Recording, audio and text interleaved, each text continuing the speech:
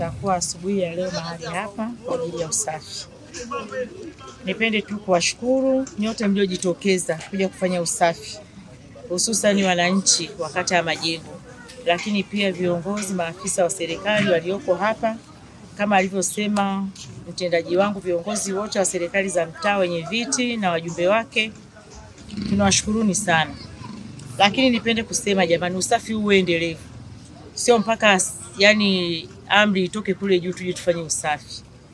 Wananchi wa eneo hili, naomba tuyatunze mazingira yetu, hususan hili eneo ni eneo la serikali. Kwa maana ya kutupia uchafu ni kosa pia la jinai. Unapotoa uchafu nyumbani kwako unakuja kumwaga hapa, ukikamatwa ni faini nyingine. Mimi niwaombeni sana, wekeni mifuko nje ya kila mtu, nje ya nyumba yake, gari likipita litabeba mifuko hii.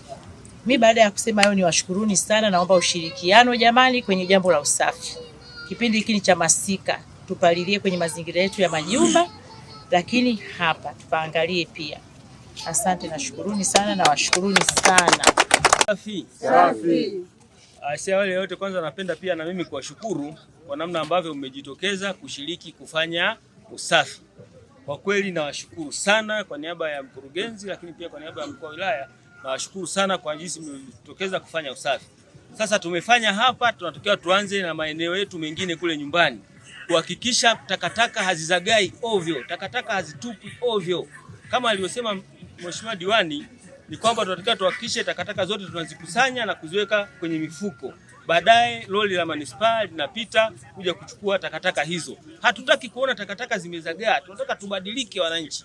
Tutoke kwenye hali yetu ile ya kuwa wachafu, twende kwenye hali ya kuwa wasafi. Kuhakikisha mazingira yetu tunatunza vizuri. Sambamba na masuala ya takataka, lakini pia kuwepo na nyasi ndefu kwenye maeneo yetu. Kuna majani marefu sana. Hakikisheni majani hayo marefu mnayafyeka. Hatutaki kuona